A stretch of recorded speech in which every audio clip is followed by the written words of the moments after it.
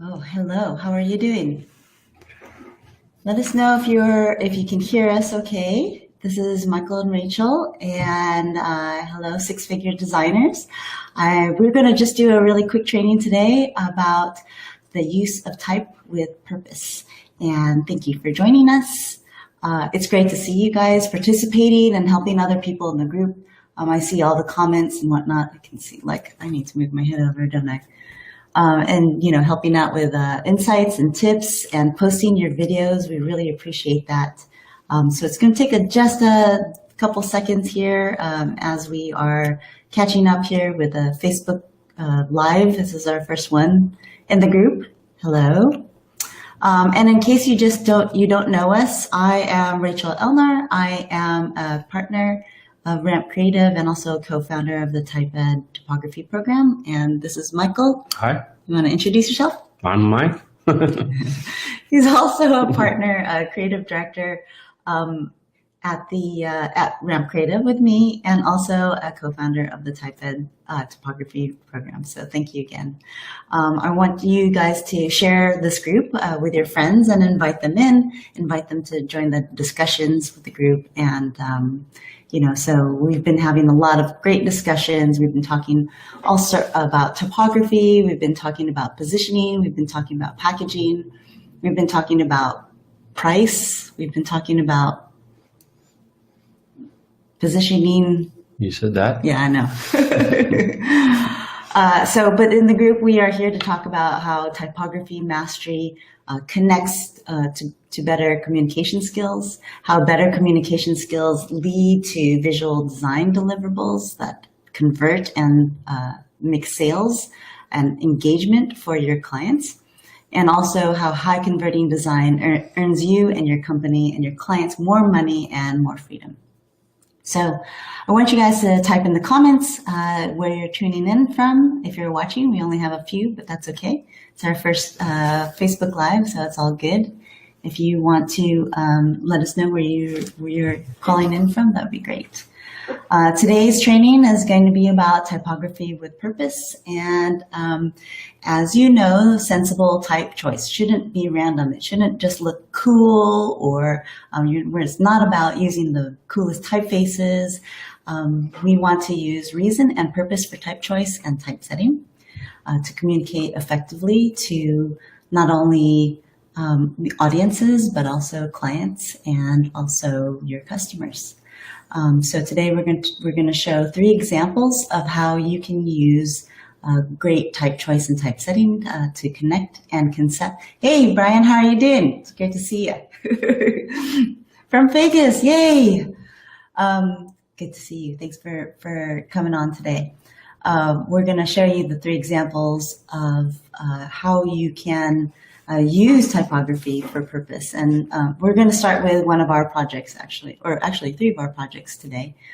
Some of them have been done with Ramp, and then some of them Michael has done previously. So again, this training is about typography with intention. So let's talk about Quicksilvers. The first one, these are annual report projects. If you guys don't know, I've done a lot of annual reports in the past and still continue to do so, and they've been a really wonderful vehicle to not only express a company's fiscal background of what they went through for the year, but to also tell the story of what they've gone through for that year, and actually use that as a marketing tool, right? Also as a vehicle for a graphic designer, like me, to be able to put together a story for what they're talking about. And then on top of that, the annual report is such a large, or used to be such a large, vehicle to communicate not only the story, but with financials. It allows you to handle a lot of type. And to handle all that type is what we're talking about with TypeEd and typography when it comes to picking typefaces as a purpose and picking them for a specific duty, like to handle numerals for financials and stuff like that. This is one of the pieces I designed for another firm a long time ago. And its original state comes like this, and you guys might recognize this brand. And it came like this as a newspaper, and it's the actual annual report for the year. And we had it the first couple of copies were delivered on the CEO's driveway, along with his Wall Street Journal and so on. And he called us about 7:30 in the morning, personally, to thank us for, doing that, and he got all excited. But anyway, out of the bag here, when you pull this open, you're going to get almost a full-size newspaper. Forgive me if I'm showing you wrong. But you can see the masthead, or I think it's called the banner, if you will, is in a transitional classification typeface. And I picked transitional so it was the easiest. We were considering using black letter here, but it was harder to read. So we picked just a couple of standard newspaper kind of style typefaces, like Baskerville. I think in this case it's New Baskerville, and then Franklin Gothic to handle the sans serif throughout, because Franklin Gothic has some great numerals. And we designed this thing to the T as if it were Quicksilver's own publication. And it has our famous surfboard graphs. This was an ad on the left. And the financial 3-year graphs over here on the right. And it has other ads, as you can see, going in. I'm doing a bad job showing you on this camera, by the way. Okay. Moving it around. But I'm going to go over here. You can see how we used everything in conjunction for the two typefaces of, I believe it's the Franklin Gothic and it's either Century or Baskerville or New Century School Book, one of those. We chose transitional classification because it's the easiest to read. It's one of those classifications of typefaces that we read as young kids. A lot of children's books. Here's another view of another spread. It's really a big newspaper. We'll have to pull back so you can see everything. So there was a lot of story this year, a lot of type to handle. And quite frankly, to do an annual report layout-wise like this was a huge effort on my part to lay this out. And because every spread was different. And this is 1998, I believe. Yeah, I'm pretty sure. And that year for Quicksilver was huge. It was trying to get into downtown New York and along the Champs-Élysées in France and Paris. And it was trying to acquire, companies like Rossignol and to get into the snowboarding kind of situation at that time in the mid to late 90s. There's another one of their famous brands. Roxy. So what did you have to do with the typesetting to make it look like a newspaper? Typesetting basically is just fill columns, with content, the stories. We had the CFO acquire stories from the marketing department and just let them write the heck out of everything. And it was up to us to tell them to either cut or give us more to fill the columns to get the content even. Right, and it was fun for me because I helped them, write the headlines. Yeah, let's fold the one in half and get closer, just to see how the type was set, which is basically justified, correct? With rivers. Yeah. So we didn't clean up everything like we normally would here with our typesetting. We left all the rivers in because that's indicative of a true newspaper, if you will. So we didn't clean anything up and make it perfect like we normally would. So we left a little bit more loose, just to be authentic. And that was good for me because it saved me a ton of time. So, yeah, here's some more. Yeah. We even have bad-looking ads. Bad meaning typesetting, right? Not necessarily the ad itself.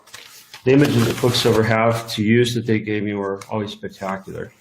Then we get to the financials. And this was a lot of fun, typesetting-wise for me. The financials are always, for me with annual reports, with these financial charts, right? Careful, don't hit the microphone. I always hit the microphone. Okay. That's okay. Hey, Trevor, how you doing? This is my way of doing things by hitting the mark. It's me if somebody's hitting the mic.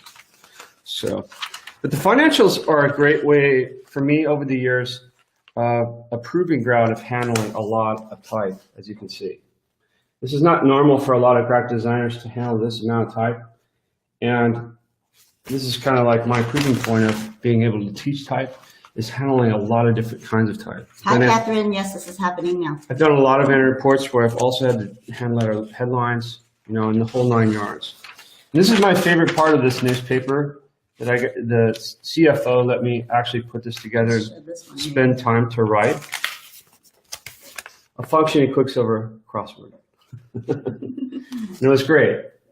It was a lot of fun putting this together and writing it with the CFO, because obviously, you know, the company has a lot more experience with surfing than I do, so their vocabulary is a lot larger, even though I did grow up surfing. But as you can see, there's a lot of type in here, and going through this whole thing. In the back here, we go through the typical notes, a common section of financials for our public companies and report. But as I go through this, I just want you to notice the amount of text and the amount of type that's involved in graphic design in general, as we go through all these actually. And an annual report really is a great way to test your skills with typography. So here to show that again is this piece right here. Again, so the idea is an annual report to pretty much say what the news was during Quicksilver. The concept of this, guys, is that in 1998, when we sat down to meet with Bob McKnight, CEO, it was just all good news. And the notes, when you take down notes like this conceptually, and you have overlap of words where you keep writing down news, let's say, you know, it's going to stick in your head when you go back to the office to the concept the next week. And you start thinking, good news, good news. Well, what is all about? What does news look like? Well, a lot of times it looks like a newspaper. In the 90s it did. Nowadays it looks something else, right? So we come up with this idea to run it like an authentic newspaper. Authentic was key too, because Quicksilver's brand back then was about authentic surfing. So to make it like a functioning real newspaper was part of the idea. A lot of people might say it's a little gimmicky, but for that year, it was worth going through the design of a good newspaper for all the good news that they have. Okay, related. So is the next one. The same year, actually, different company that we were doing work for was, I don't know if a lot of you guys know the brand Wet Seal. I'm not sure if they're still in business, but when we worked with Kathy Brunstein back there, it was so much fun. She was such energy, had a lot of great ideas, let us explore. She had 2 great creative directors as well. And they always, with fashion, the fashion world, especially women's fashion, they would always be, you know, with the fashion trends being so quick, you know, by season and in and out kind of fashion idea. And they always studied the fashion of the day, and it usually came from the high-end fashion magazines around the world, like Vogue and whatnot, right? So we pitched them one idea this year of, what if you had your own magazine? What if you actually produced your own magazine? It would look like a series like right next to Vogue on the newsstand or whatever. So we actually did one, and I want you to, again, pay attention to have a mindset of typography, if you will, of this piece as well. So we have a banner at the top, and I believe this was all produced with Helvetica Neue, because Helvetica Neue is one of those typefaces that has a huge typeface family, and you can get a lot of different looks, such as really heavy and wide, or really, really thin, if you can see highlights here. So that really thin typeface was used quite a bit. Here's the inside, first spread. So again, the design is, and the type is used for ads, and they have their own ads in the magazine, by the way, because they're paying for the magazine / annual report, right? So as you go through here, it starts to look, the typography starts to look like how you would open up a Vogue magazine, or fashion magazine, if you will. And you know, this is all the company context here, and they usually set it centered. And a lot of times, it's usually in a strip as a half measure on the page, but you get the idea. So this is what you want to do, guys, is that if you're trying to emulate something, you're trying to communicate something, study what's out there already. See what it is about the space, about the grid, about the type choice that communicates newspaper or magazine or, you know, whatever voice you're trying to use. Yeah, it's as a designer, I equate this to an actor trying to get ready for a part. You know, like Jack Nicholson would do if you were playing, you know, some kind of auspicious character, if you will. He would have this immerse himself in that role, right? And this, when you're doing this kind of work, especially with type, you kind of have to do the same thing. And for these two, the Quicksilver newspaper and this one, it was really difficult because every spread was different, you know, and there's different article, different information. So your typography and your handling of everything has to go together. For instance, the color of this headline, Fashion Fortunate, right? This color is pulled from her lips. So the pink goes together on both sides, and that's just a color tactic that a lot of magazines use as well, not just the type. Same with this. The color scheme of the type goes with the image, right? And the reason why you do that is to keep harmony on the spread, okay? So this typeface, this is a good example of using, I believe, one typeface for the whole project.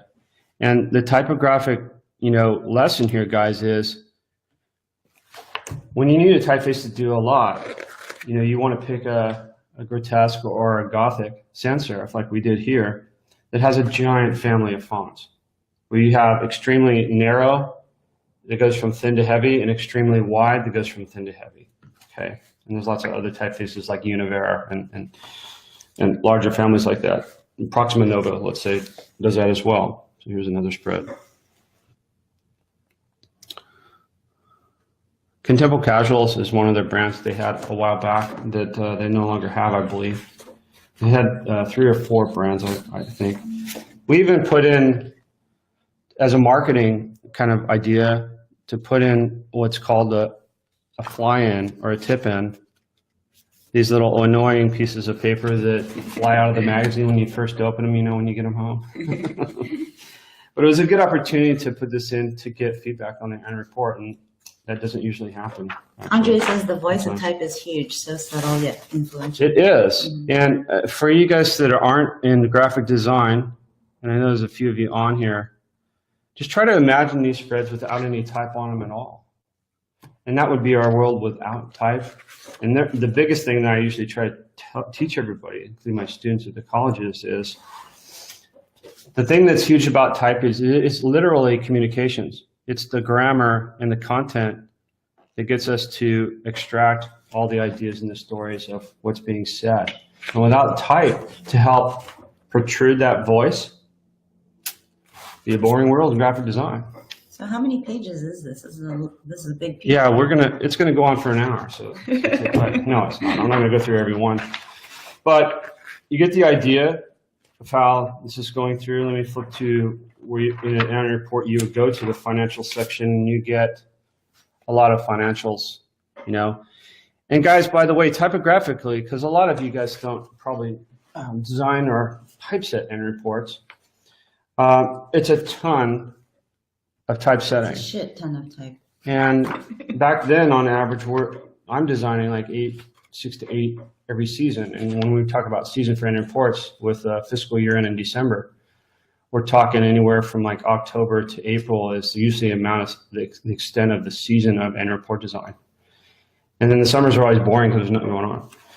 But there's a lot of financials and charts to deal with, and there's certain ways to typeset this in.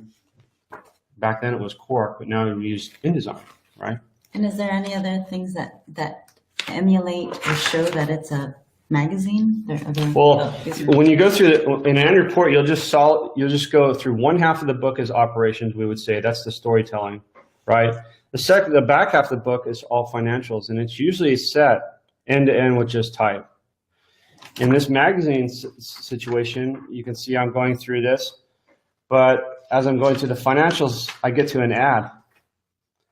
which is typical in a magazine situation. You just keep encountering ads in between articles, and you'll get little things like this in between. So this was a good example of putting ads in between the financials, because there's some more. See, I'm still in the financials, almost as the back of the book. Rachel was wondering how many pages. We're at 60 pages now, which was a typical length for in the mid-90s for an annual report. And then at the back of the magazine, you get more ads, right? You guys know. So once the financials are done, you get at the back of the magazine, you get events and promotions and another ad, and then the back panel. Cool little story about me. Somebody asked me once, do you ever put in your personal work into the design of event reports? Yeah, I do sometimes. So this is always a funny thing, a little secret that I've always done. So in this magazine, to make it authentic, we have this little UPC symbol here. And on UPC symbols, sorry, I'm failing with this camera. It's just backwards. There you go. The numbers are at the bottom that give you the code for that particular item that you're buying. Those two numbers are at the bottom were my ex-wife's birthday and our wedding day. So they're actually, I do that all the time. I'll slip in Rachel's birthday, I'll slip in my daughter's birthday, I'll slip in the client's birthday, but they won't even know it, and I'll show you another piece where we did that. But I have those little Hitchcock kind of cameos typographically. I think in the software world, we call them Easter eggs. Oh, Easter eggs. Okay. That's the proper way to do it. No, it's just in the software world. So what else? You want this one now? Yeah, so the third example of using typography with intention and purpose. This one is for a long-term client. We've had this client for 13 or 14 years now, and they're really lovely people, super intelligent, and they allow us to listen to their president every year to come up with a compelling story graphically to tell about their year. And this is not a public company. They're a very small Newport Beach, California company. They deal in real estate. And so this is a report for 2006 for them. Just so you know what they do, they they're what's called a REIT, a real estate investment trust company, where they buy apartment complexes and combine them to accumulate investment opportunities, if you will. I'm probably explaining that poorly. And sorry, CWS, you see this? But this particular year, the president was talking about value, circulating value that's old and new, and how that value is circulated down to their investors, okay? And it just so happens that this topic was near and dear to me because when we're talking about circulating older value, if you were to visually talk about it, it comes down to cash and currency. And I'm an avid collector of obsolete currency, mainly because of the typographic, as you would expect with a type guy, how important the type was back in the old days of old currency, because the typography, the typefaces themselves were for what would you call Counterfeiting. it? It was to offset counterfeiting, if you will. So those typefaces they used on the notes were only given to the mints. They were designed specifically for the mints so other people couldn't have them and they couldn't, duplicate the notes, which was fascinating to me. So anyway, we use this as a basis for design for this piece. And as you can see, a lot of the detail, I hired a kind of engraver artist, really good engraver artist. I'll let you do it because you're probably better at it. Does it focus? It's trying to. But as you can see, this looks like a note already, and then this is the strip that you get when you get brand new notes, a bank. They're always in this strip that wraps around the stack of notes. Like if you had a stack of $100 bills, it would have a strip of paper with type on it, and that's what this strip is for, to designate, hold the type of, if it were a stack of bills. So it'd be like, the concept would be like you were getting a stack of very valuable paper in the mail, instead it was the annual report. And that was the whole idea. But it's about circulating value. So we used the banknote, the elaborate craftsmanship, and that's what I also like about obsolete currencies, to use as the basis for the artwork for this piece. Okay? And you can see the detail. And what was fascinating is also trying to get the typography just right to fit in perfect boxes. That's another skill that is really near and dear to me, the craftsmanship of doing that. I learned a long time ago with paste up. But you can see the artwork. If anybody wants to know about what these, I've always loved these. These were other forms of, this artwork here. These are other forms of counterfeiting, trying to allude to counterfeiting. With these lines, and they're mathematical, and they're called guilloches. There's a French term. I think it's named after the guy that invented the mathematics that creates these lines. But we were able to create all these great line work that can go with the artwork for this book. This is a great one to tell you guys about, the actual ledger. We wanted to do an old ledger here to go with the style of this.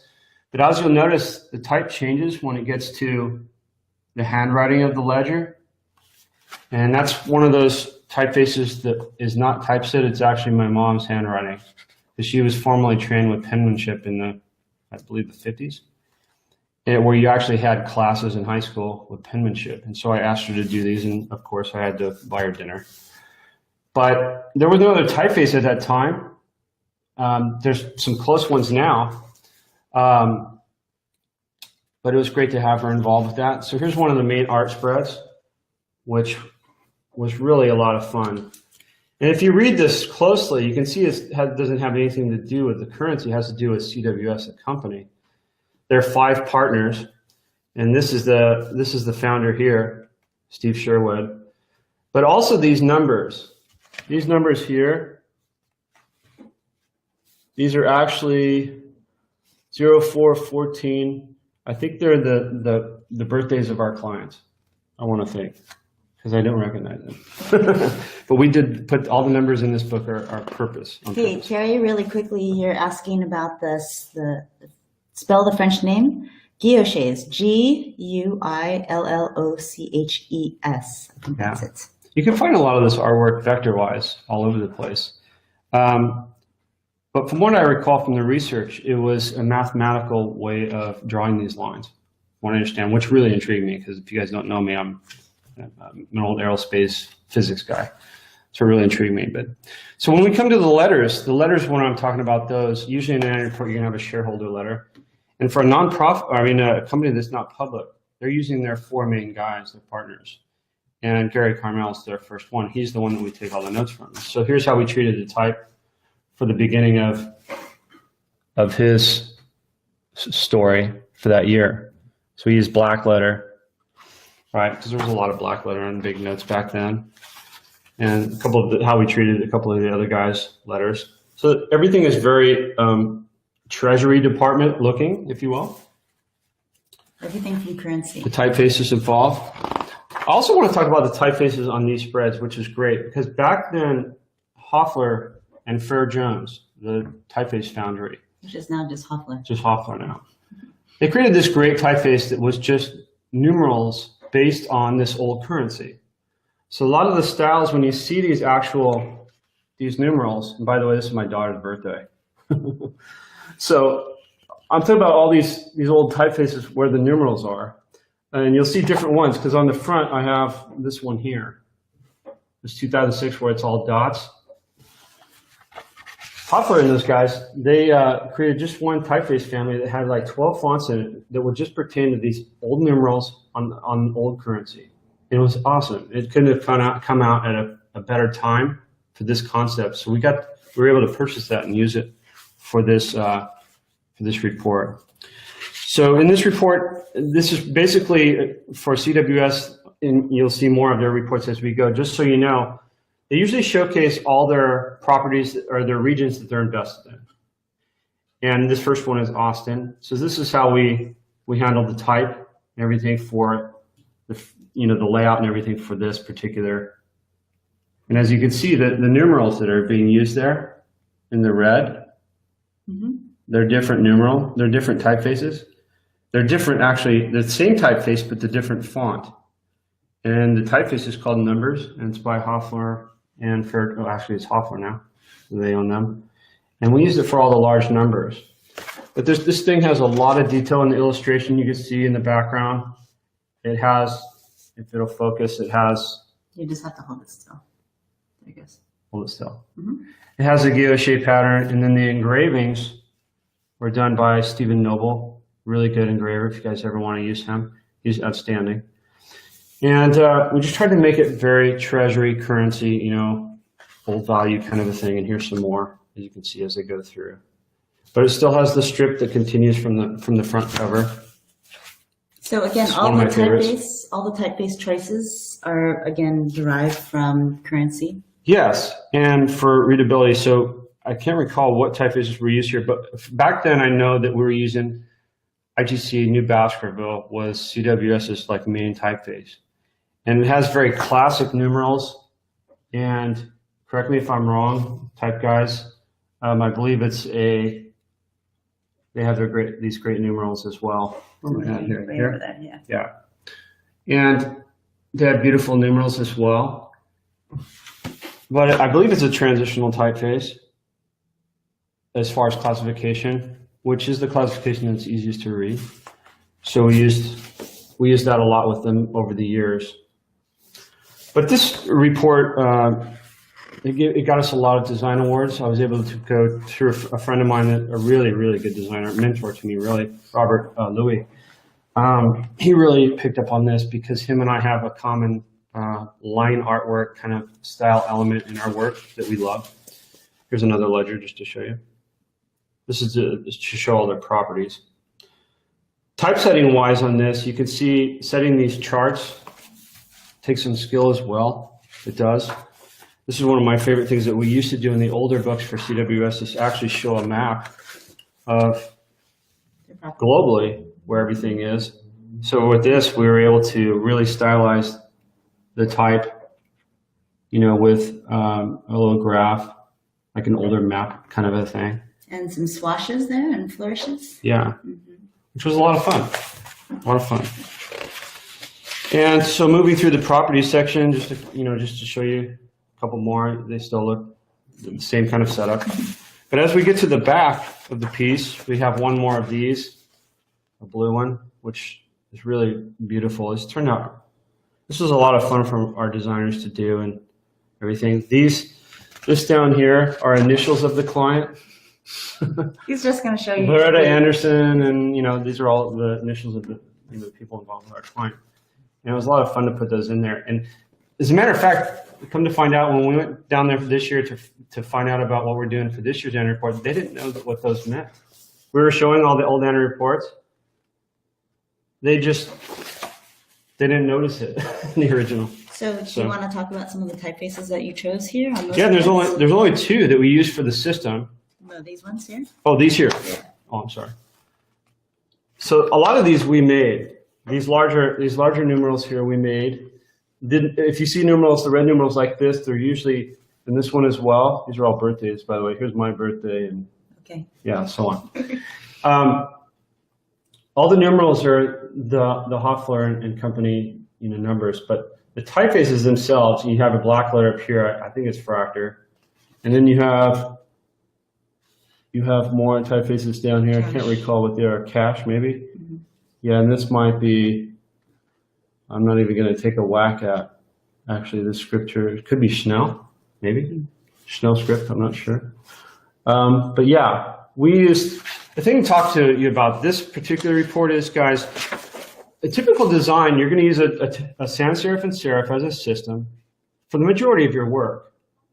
Now, when it gets above 3 typefaces, let's say, when you're doing something extremely stylized like this, I can tell you from firsthand, it's a challenge to keep the look going and make it look consistent with all this artwork. So this end report, as far as time and business-wise, we probably might have broke even that year. We might have not made money on the time because it's so intricate and craftsmanship-y. They also had a bunch of properties that they used to have to showcase, but obviously couldn't fit in this little report. So they would put CDs in the back, and this particular CD that they had in the back was a giant penny. And it would go right in the back. It would go back here. So we love doing the giant penny in the back. So that was a lot of fun. So that's 2006. So we were just really going to show these three, but we can quickly talk about, again, typeface really quickly. I don't want to show the whole book. Okay. So this is everybody's usually favorite in the stack. This is it's called Prepared, and for this year is about a company being prepared for the financial future. Because in 2008, you can realize in the economic crunch, we're all over the place, U.S. economy-wise. And they're trying to tell their investors that they're prepared for more problems to come. So we did an old Boy Scout manual, and that's really what it is. I think you can see the type here. It reads, An Investor's Guide to Staying Prepared for the Future of Real Estate Management, the official 40-year commemorative leadership manual of CWS. At the bottom, you can see it has torn corners and whatnot, and it's a little weathered and has tape binding. This is actually real tape binding, by the way. Anyway, you can see more on our website. But on the inside, the typefaces we chose for this, again, are more of a Clarendon or slab, indicative of like the old Hardy days, the Hardy Boys books and Nancy Drew and that kind of a thing. A lot of you may not know what that is. But it's got a lot of, you can look it up. It's got a lot of linear style, line style to it. And the way we are, set the type with, let's see, this would be a Gothic. I think it's alternate Gothic, if you will. That was the style of the times back then. And then here's the main spread showing, just like a Boy Scout book. They're talking about the guidance of the company and so on. Letter of President from Gary. But like Rachel said, we won't go through the whole thing. There's all these little gems in here visually of what they did. This is a gatefold pullout of, since it was their 40-year anniversary, show their time path and everything. It also has a really, really bitchin' trail map kind of a thing that we did that looks like you would use it as a U.S. trail map. So, but the typography here, here's the property illustrations. So again, keeping to the theme of a I'll show you the Boy Scout guide. Yeah. Yeah. Is the illustrations, the typeface choice, the layout, the line work. Mm-hmm. The thing doesn't focus very well. No, what happens, Michael, is it's focusing at the top. So just fill the whole screen and it will focus. Okay, so I'm having a hard time with that. That's okay. So another section before we're done. This is on resilience. Mm-hmm. So these four main spreads are really what the four partners were talking about that year, and they would write to those. Okay? Little section on their nonprofit, which was called Bridge, and so on. And here's a little bonus in the back talking about this is their 40-year medal, as if they were Boy Scouts and they earned a badge, if you will. So you see, we really love theming things out. If the concept calls for it. Right. We love doing that because we've done regular annual reports in the past. Right. But a lot of times, this company in particular really enjoys the thematic approach and to get investors engaged in what they do instead of just having all numbers in front of them. Okay. So we're wondering if you guys have any questions. I know I'm reeling over here in the corner. That's okay. Right. If you guys have any questions, let us know. Just post them in the comments, and we'd be happy to answer any questions you guys have. Absolutely. About typography and purpose. So, oops. Okay. It's so backwards. It's like driving a plane. So, do you guys have any questions?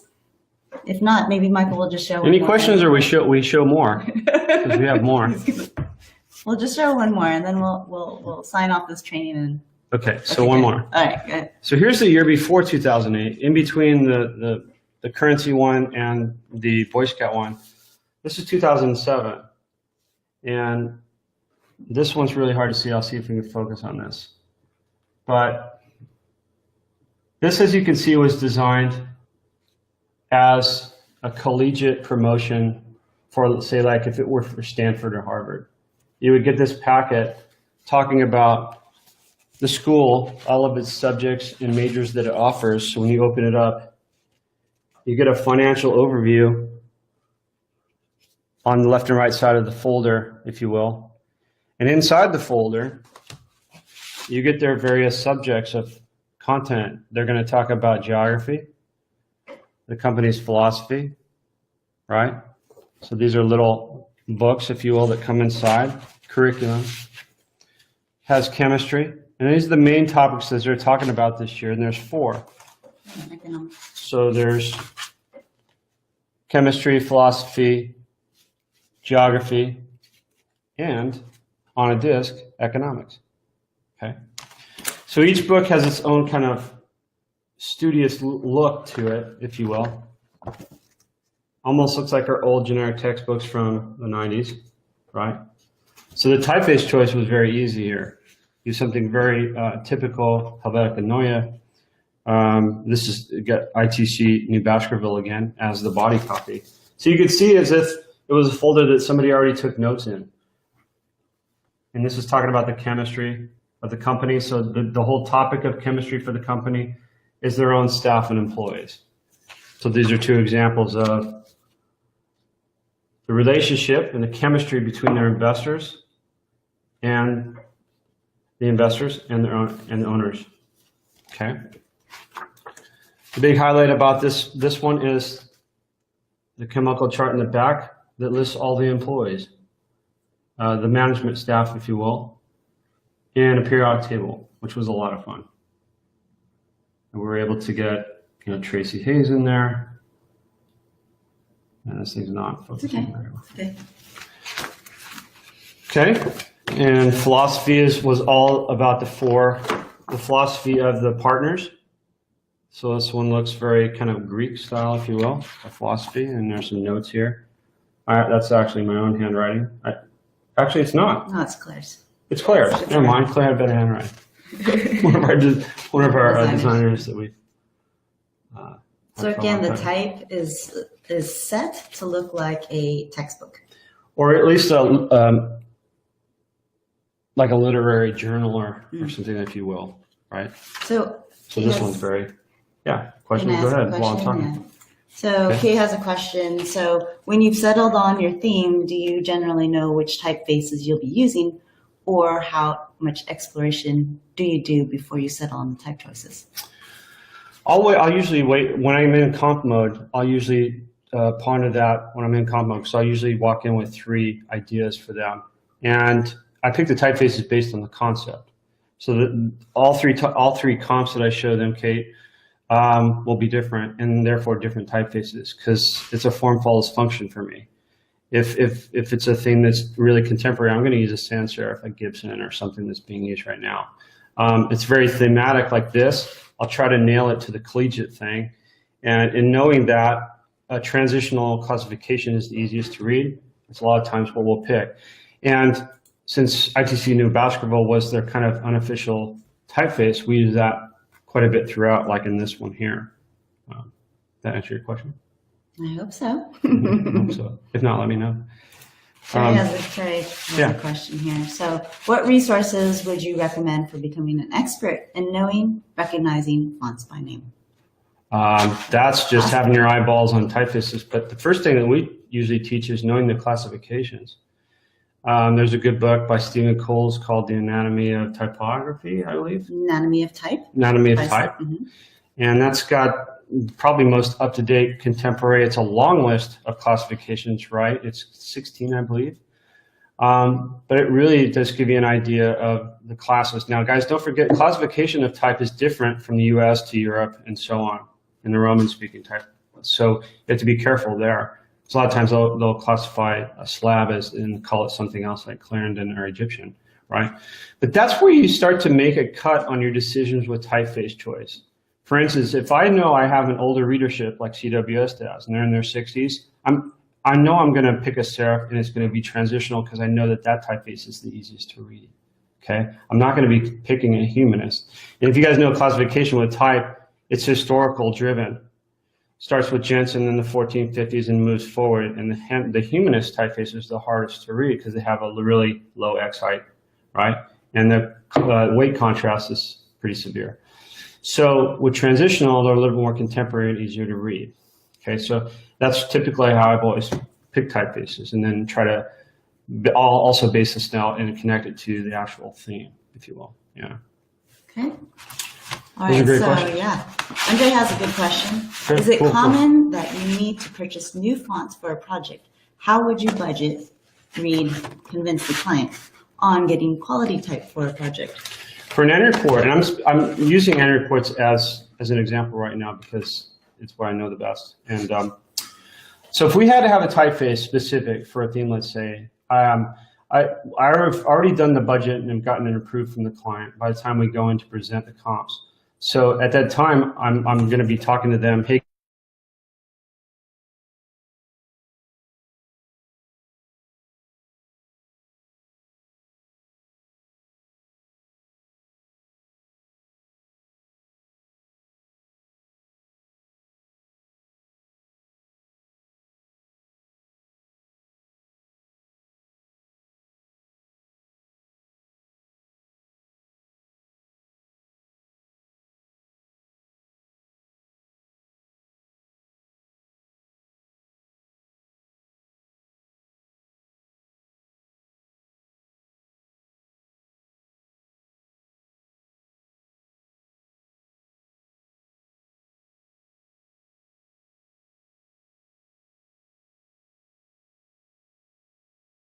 fonts and typefaces are also a part of that visual budget, okay? And that's the way I've always done it with end reports. And knowing, I'll usually keep $1,000 in my head for a typeface budget. If I don't use it, I don't use it. It'll just allocate to printing or something. Are we back on? You guys see us now? The tech shove us off. Okay, and we're back. Okay, Okay. got it. So again, with budget for a project, if you're a creative director and you're controlling the budget with the client for the visuals, photography, illustration, whatever it is, don't forget typefaces too. Like I said, I usually allocate 500 to 1,000 somewhere in there in case I can get a lettering artist if I need to do some script for a grand, maybe 1,500 for just a headline or two. And so I have that allocated. So typefaces, don't forget, are part of the visual budget when you're doing a job. Okay. The same thing with branding as well. So add that in to the budget for sure. Yeah, it's got to be just as a designer, you always want to have the typeface choice to allocate the money for it. And it's not typically expensive like an editorial where you got like $5,000 or whatever, maybe. But for corporate work, and especially branding, you want to make sure you have it and discuss it with the client that you have to. The client always has to purchase the typeface, by the way. Because when you use it as a comp as a designer, that's your typeface, but you're not handing it over. You're telling them all the time that you're going to, as a system, you're going to be purchasing this typeface, and here's what I recommend you purchase. It should be in the proposal. Yes, it should, especially for branding. Yeah. Right. Well, we hope that helps, guys. Yeah. Sorry, or we may be more confused. Well, yeah. Yeah. So, Kate, really quickly. So, what we do is we add it into our proposal, right? From the start as sort of an extra expense. We estimate it at anywhere between $200 to $500, depending on what it is.